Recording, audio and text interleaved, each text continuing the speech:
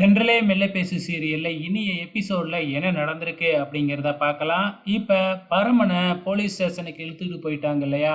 அங்க பரம வந்து எனக்கும் இதுக்கும் எந்த சம்மந்தமுமே இல்ல அப்படிங்கிற மாதிரி சொல்லி பார்க்குறாங்க. அங்க போலீஸ் ஸ்டேஷன்ல பரமனுக்கு சப்போர்ட்டா ஒரு கான்ஸ்டபிளும் இருப்பாப்ல இல்லையா? அவங்களும் வந்து பார்த்தீங்கன்னா சொல்லி பார்க்குறாங்க. ஆனா இந்த இன்ஸ்பெக்டர் கேட்கறதா இல்ல. ஒழுங்கா உள்ளார தள்ளி எஃப்ஐஆர் போடுற வழிய பாரு அப்படின்னு சொல்லிட்டு போயிடுறாப்ல.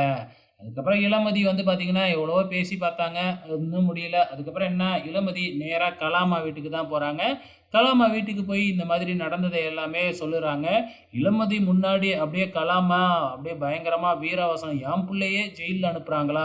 பாரு என்ன பண்றேன்" அப்படி இப்படின்னு உடனே இளமதி முன்னாடியே வக்கீலுக்கு ஃபோன் பண்ணி, "இந்த மாதிரி போய் அவன ஜாமீன்ல எடு" அப்படின்னு சொல்றாங்க. அத நம்பி இளமதி போனதுக்கப்புறம் மறுபடியும் நம்ம வக்கீலுக்கு ஃபோன் பண்ணி, "நீ எங்கேயும் போ வேணாம். வீட்லயே உட்காரு" அப்படின்னு சொல்லிட்டு அந்த பரமன் 6 மாசம் ஜெயில்லயே இருக்கட்டும்.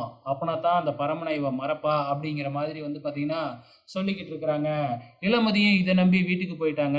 ஸோ இளமதி போலீஸ் ஸ்டேஷன்லேருந்து போனதுக்கு பின்னாடியே வந்து பார்த்தீங்கன்னா, நம்ம கைப்புல அதாவது பரமனோட ஃப்ரெண்ட்ஸ் எல்லாமே வந்து பார்த்தீங்கன்னா, பரமன பார்க்கறதுக்காக போறாங்க. அங்க போயிட்டு வந்து பரமன்கிட்ட பேசிக்கிட்டு இருக்கும்பொழுதே அந்த ரிஷி வராப்புல. ரிஷி வந்தது மட்டும் இல்லாம ரொம்ப திமிருத்தனமா பேசிக்கிட்டு இருக்கிறாங்க.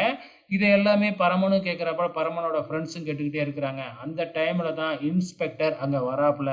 இன்ஸ்பெக்டர்ட்ட நேரா போய் அவங்க 3 பேரும் எல்லாமே இந்த ரிஷியோட வேல தான். இப்ப தான் என் கண்ணு முன்னாடி என் காது கேட்க சொல்லிக்கிட்டு இருந்தாரு அப்படின்னு சொல்றாங்க. அதுக்கப்புறம் தான் நமக்கே காமிக்கிறாங்க.